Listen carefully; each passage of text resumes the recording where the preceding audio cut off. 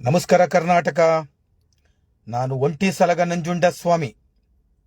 Video ಮಾಡುತ್ತಿರುವ ವಿಶೇಷವೇನೆಂದರೆ, ಧರ್ಮಸ್ಥಳದ ವಿರುದ್ಧ ಅಪಪ್ರಚಾರ ಮಾಡಿರುತ್ತಿರುವ ಮಹೇಶ್ ಶೆಟ್ಟಿ ತಿಮರೋಡಿ, ಗಿರೀಶ್ ಮಠಣ್ಣನವರು, ಜಗದೀಶ ಲಾಯರ್, ಜಯಂತು ಚಿನ್ನಯ್ಯ, ಈ ಅಯೋಗ್ಯ ನನ್ನ ಮಕ್ಕಳಿಗೆ ಸರಿಯಾಗಿ ಶಿಕ್ಷೆ ಆಗಬೇಕು. SIT ತನಿಖೆ ಆಗ್ತಾ ಇದೆ. SIT ತನಿಖೆ ಬಿಟ್ಟು ಬೇರೆ ಯಾವುದೇ ತನಿಖೆ ಮಾಡಬೇಡಿ. ನೀವು ಬೇರೆ ತನಿಖೆಗೆ ಕೊಡಿ ಅಂತ ಇವ್ರು ಹೇಳಿದ್ರೆ ಅದು ರಾಜಕೀಯ ಬಣ್ಣ ಆಗುತ್ತೆ.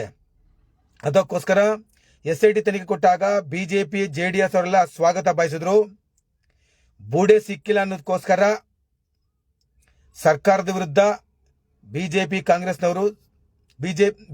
JDSನವರು ಸಿಡಿದು ನಿಂತಿದ್ದಾರೆ. ಆದರೆ SIT ತನಿಖೆ ಅಲ್ಲಿ ಒಳ್ಳೊಳ್ಳೆ ಆಫೀಸರ್ಗಳಿದ್ದಾರೆ. ಮೊಹಂತಿ, ಅನುಚೇತ್ ಒಳ್ಳೆ ಖಡಕ್ ಅಧಿಕಾರಿಗಳು. ಆ ಅಧಿಕಾರಿಗಳಿಗೆ ನಾವು ಅಪಮಾನ ಮಾಡ್ದಂಗಾಗುತ್ತೆ. ಆ ಅಧಿಕಾರಿಗಳು ಕರೆಕ್ಟಾಗಿ ತನಿಖೆ ಮಾಡ್ತಾ ಇದ್ದಾರೆ.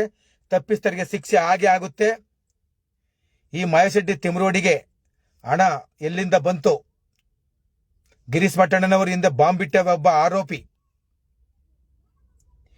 ಆಮೇಲೆ ಯೂಟ್ಯೂಬರ್ ಸಮೀರ್, ಇವನು ಯಾರ್ಯಾರಿಗೆ ಏನೇನು ಮಾಡ್ತಾನೆ, ಮನೆಗಳು ಎಷ್ಟು ಬದಲಾಯಿಸ್ತಾ ಇದ್ದಾನೆ, ಇವನ್ ಹಿನ್ನೆಲೆ ಏನು, ಇವನೇನು ಮಾಡ್ತಾವನೆ, ಈ ಅಯೋಗ್ಯ ನನ್ನ ಮಗ.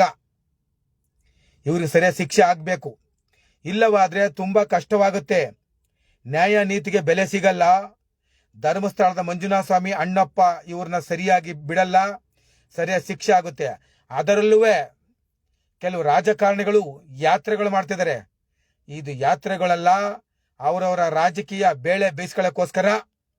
ನಾನು ಇಂದು ಅಣ್ಣಪ್ಪ ಸ್ವಾಮಿ ಮತ್ತು ಮಂಜುನಾಥ ಸ್ವಾಮಿಯ ಪರಮ ಭಕ್ತ. ನಾನು ದೇವ್ರ ಹತ್ರ ಹೋಗಿ ಎಲ್ಲ ರಾಜಕೀಯ ಮಾಡಬೇಡಿ ಅಯೋಗ್ಯರೇ. ಮಿಸ್ಟರ್ ವಿಜೇಂದ್ರ, ನೀನ್ ಏನೇನೇ ತಿಪ್ಪರ್ಲಾಗ ಹಾಕಿದ್ರು ನೆಕ್ಸ್ಟ್ 2028ಕ್ಕೆ ನೀನು MLA ಆಗಲ್ಲ. ನಿನ್ನ ಸೋಲಿಸ್ತಾರೆ. ನಿನಗೆ ಜಯ ಆಗೋ ತನಕ ಬೇಡ. ನಿನ್ನ ದುಡ್ಡ ಹೆಂಗೆ ಮೋಸದಿಂದ ಎಷ್ಟೆಷ್ಟು ಸಂಪಾದನೆ ಮಾಡಿದೆ ನೀವು ಅಪ್ಪ ಮಕ್ಕಳು, ಅದನ್ನ ಕಕ್ಬೇಕಾಗುತ್ತೆ. ಈಗ ಹೇಳ್ತಿದ್ದೀನಿ, ಇದನ್ನ ಕಾರ್ಯಕರ್ತರು ನೋವಿನಿಂದ ಹೇಳ್ತಾರೆ. ನಾವು ನೀನ್ ದೊಡ್ಡೇನು ಕುಬೇರ ಅಲ್ಲ. ನೀನ್ ಹೆಂಗೆ, ನೀನ್ ಹಿನ್ನೆಲೆ ಏನು, ನೀನ್ ಹೆಂಗ್ ಸಂಪಾದನೆ ಮಾಡಿದೆ, ಹೆಂಗ್ ಸೈನ್ ಮಾಡಿದೆ, ನಿಮ್ಮ ಅಪ್ಪಂದ ಮುಖ್ಯಮಂತ್ರಿ BS ಯಡಿಯೂರಪ್ಪ ಅಂತ ಸೈನ್ ಮಾಡಿ ಎಲ್ಲ ಇಲಾಖೆಗಳು ಎಷ್ಟು ಭ್ರಷ್ಟಾಚಾರ ಮಾಡಿದೆ.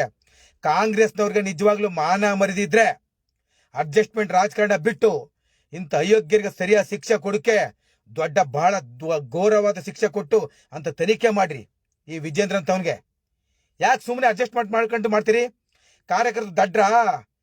ಯಾರು ದಡ್ರಲ್ಲ. ಎಚ್ಚರಿಕೆ ಇರಲಿ. ಅದೇ ರೀತಿ ಈ ಧರ್ಮಸ್ಥಳ ವಿಷಯದಲ್ಲಿ ಯಾರು ಅಪಪ್ರಚಾರ ಮಾಡ್ತಾರೆ, ಸುಳ್ಳು ಹೇಳ್ತಾರೆ, ಅವ್ರಿಗೆ ಉಗ್ರವಾದ ಶಿಕ್ಷೆ, ಕಠಿಣವಾದ ಶಿಕ್ಷೆ ಆಗ್ಬೇಕು ಅಂತ ಕರ್ನಾಟಕದ ಮಂಜುನಾಥ ಸ್ವಾಮಿ ಭಕ್ತರ ಪರವಾಗಿ ಮನವಿ ಮಾಡ್ಕೊಳ್ತೀನಿ. ಸಿದ್ದರಾಮಯ್ಯ ಸರ್ಕಾರನ, DK ಶಿವಕುಮಾರ್ ಉಪಮುಖ್ಯಮಂತ್ರಿಗಳನ್ನ ಕೇಳುತ್ತಿದ್ದೇನೆ. ನಮಸ್ಕಾರ. ನಾನು ಒಂಟಿ ಸಲಗ ನಂಜುಂಡ ಸ್ವಾಮಿ.